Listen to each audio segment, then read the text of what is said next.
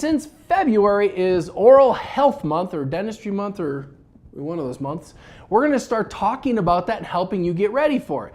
And in preparation for that, we're going to talk about some oral hygiene issues. And of course, because of that, I brought my friend Barb Matty in here. What have you experienced in your career and lifetime? Relative to oral cancer, do you have any stories that you could share with us that have been profound or had a profound impact on your hygiene practice or your dental practice?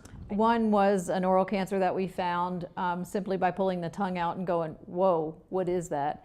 That particular man passed away within 2 weeks after seeing us, which was very sad.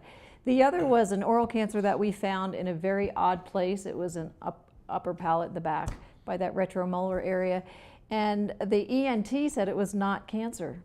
And we said, yes, it is. And it was. And his life was saved. One of the things I want to talk through are some survival rate issues.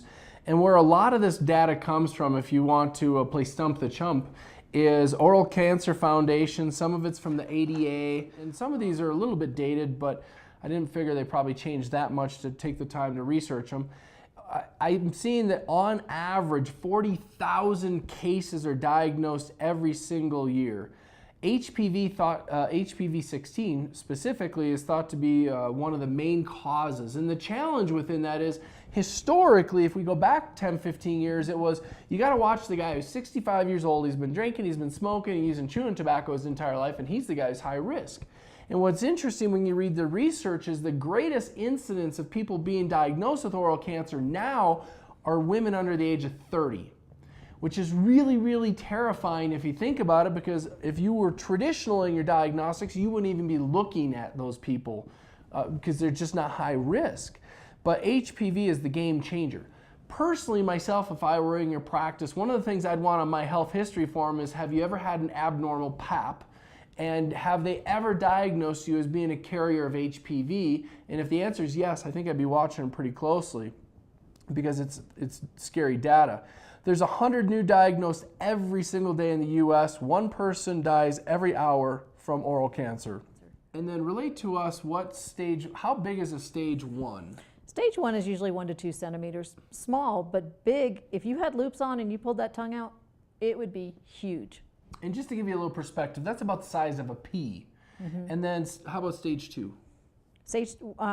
Stage 2 is a little bit bigger, 2 to 4 centimeters, so twice the size. And then you're looking somewhere in the realm of a peanut, and then on the high end you're looking at something that's the size of a walnut. Mm-hmm. And then how about something that's like ridiculously large, a stage 4?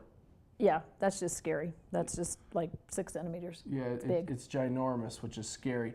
And then what other areas in the hygiene prevention area are you seeing great value for both the patient and for the practice? Well, along with the varnish fluoride, there is a 5,000 parts per million fluoride that all hygienists know about. I know that you know that out there. There's different types. My biggest familiarity is with ClinPro, and I prefer ClinPro because it's an MI paste that you could use with water. It's got 5,000 parts per million fluoride. It's just a great product. When you combine that product with fluoride, you are elevating the value to the patient of preventive care, which means they will have less decay, you'll have less to talk about in the long run. So it's good stuff.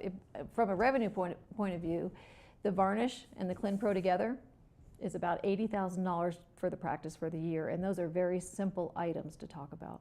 Fabulous. Thanks for joining us. We look forward to seeing you at 8 o'clock Mountain, 10 o'clock on the East Coast. Until then, go have a happy preventative day out there. We'll talk to you later.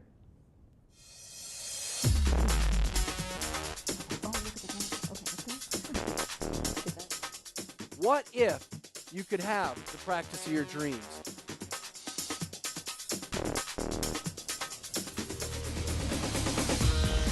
What's holding you back?